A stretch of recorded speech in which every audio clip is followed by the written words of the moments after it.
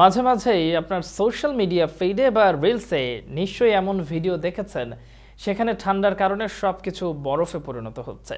মানুষের চুল দাড়ি থেকে শুরু করে বাইরে শুকাতে দেওয়া কাপড় ফল বরফে পরিণত হয়েছে, এতটাই ঠান্ডা সেখানে।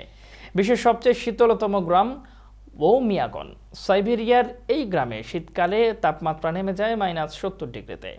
পৃথিবীর সবচেয়ে শীতল গ্রাম ওমিয়াগন। এখানে সচরাচর এতটাই ঠান্ডা পড়ে যে মঙ্গল গ্রহ থেকেও বেশি শীতল মনে করা হয় এই অঞ্চলটিকে। যেখানে মঙ্গলে তাপমাত্রা কম থাকার কারণে মানুষের বসতি স্থাপনের পরিকল্পনা করা যাচ্ছে না, তাপমাত্রা বাড়াতে কেউ কেউ পরমাণু বোমা বিস্ফোরণের মতো পরামর্শ দিচ্ছেন, সেখানে আমাদের পৃথিবীতেই ওমিয়াকন নামে তার চেয়েও বেশি শীতল একটি জায়গা আছে।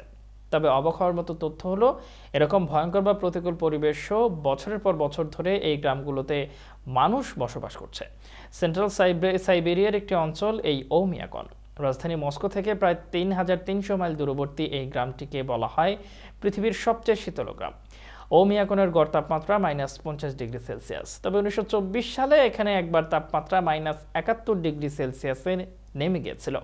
এরপর 2018 সালে তাপমাত্রা নেমে গিয়েছিল 88 ডিগ্রিতে।